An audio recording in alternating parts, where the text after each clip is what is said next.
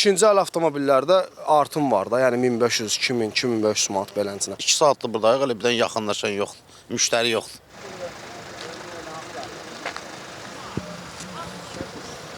...2025-ci il bitdi. Artıq 2026-cı ilin yanvar ayındayıq. Avtomobil bazarlarında qiymət necə dəyişdi? Vəziyyət necədir?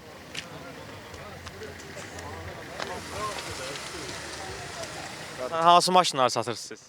Hyundai, Kia, Məsələn, necədir qiymətlər? Allah, 2025-ci ildən bu yana qiymət dəyişimi var. şəhəri var. Artıb ya düşüb? Yo, artıb, aşağı düşmür. Qiymət qalxır. Bəs ümumiyyətlə Çin maşınlarına tələbat necədir bəs? Çin maşınları bu dəqiqə alanların hamısına Allah köməyi olsun. Yəni vəziyyət çox pisdir.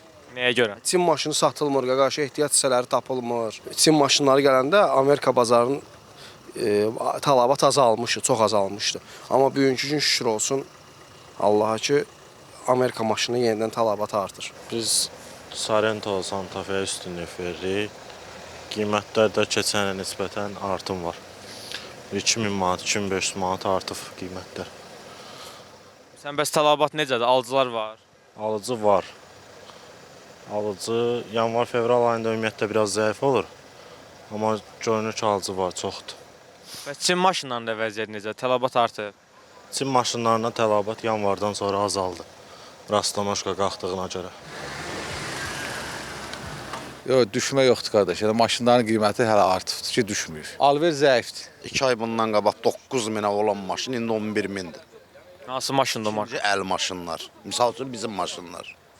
2 ay bundan qabaq 9 min, 8 yarımız indi 11 minə, 10.500-ə verirlər. Sən hansı maşını satdınız? Satdığım diye bu maşındı. Markasını deyər zəhmət. Hyundai X30'du. Qiyməti neçə deyirsiniz? 17 min manat deyirəm. Bəs keçən il 2025-ci ilə nisbətən qiymətlərində dəyişiklik var.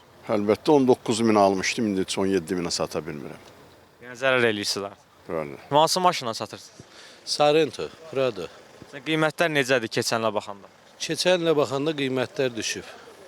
Bəs alıcılarda vəziyyət necə? Tələbat var. Bugünkü gündə çox zəifdir.